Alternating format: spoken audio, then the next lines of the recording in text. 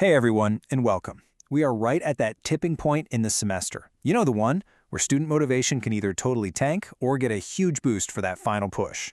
So today, we're going to break down a really powerful strategy to make sure your students don't just finish, but they finish strong. Let's get into it. You've seen it, right? We all have. The engagement starts to dip, a few assignments get missed. It's such a critical moment because what we do right now can literally be the difference between a student passing and failing. And here's the thing. This isn't just some random feeling. It's a predictable challenge we can actually get out in front of. In fact, there's a name for this period, the Week 9 Danger Zone. Just think of it as the real make or break point in the semester.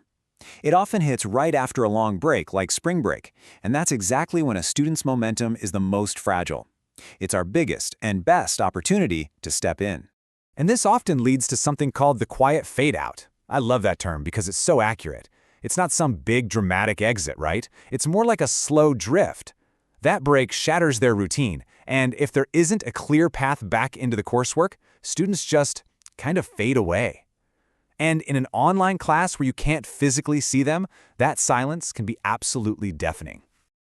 So what's our job in this danger zone? Well, simply put, it's to be a beacon. Our goal is to make the path forward feel totally visible, completely manageable, and 100% worth continuing.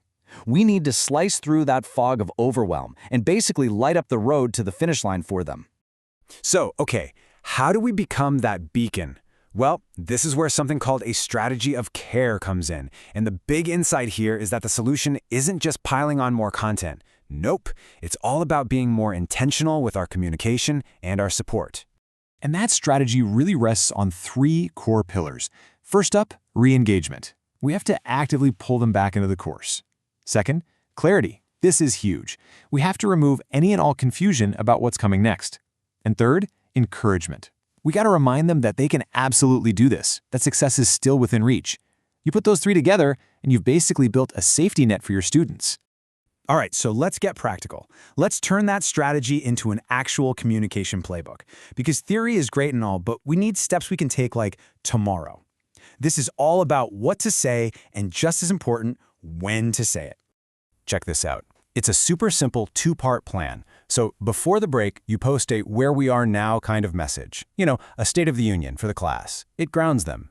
Then, right after the break, you send a quick, energetic, welcome back message. The goal there isn't to pile on work immediately, it's to help them get that forward momentum going again. Now, beyond those big group messages, it's time to put on our detective hats a little bit. We need to be actively looking for the students who are starting to slip away. Who hasn't logged in since before the break? Who missed that last little assignment? Especially in those asynchronous courses, silence is really easy to overlook, so we have to intentionally listen for it. And when you do spot one of those students, what do you say? The key is to be supportive, not punitive. I mean, this quote says it all. It's about communicating care, reminding them of what's next, and pointing them to help.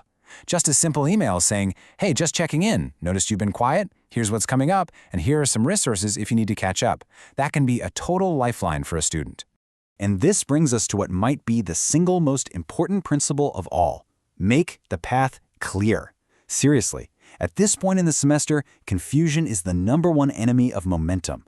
If students are overwhelmed or just aren't sure what to do next, they're so much more likely to just shut down. Our main job is to remove that friction. So how do we actually do that? This checklist right here is pure gold. Make your instructions super clear, easy to scan with headings. Tell them exactly what to do first. Prioritize for them. When you give feedback, don't overwhelm them. Focus on the single most important thing they can do next. And maybe most important of all, no surprises. Keep things consistent. Predictability is your friend because it lowers their anxiety. This quote just nails it. It really gets to the heart of what we're talking about. Our job isn't just about delivering content. By this point, it's about giving them a clear sense of direction and, maybe even more importantly, a reason to believe they can still do it. We kind of become part coach, part navigator, and part cheerleader, all rolled into one. So, I'll leave you with this one question to think about. This is not about some massive, overwhelming course redesign. It's all about small, meaningful actions. What is one thing you can do today to clear the path for even one student? Whether it's just clarifying one little instruction or sending that one check-in email, that small act can make all the difference in the world. Thanks so much for tuning in.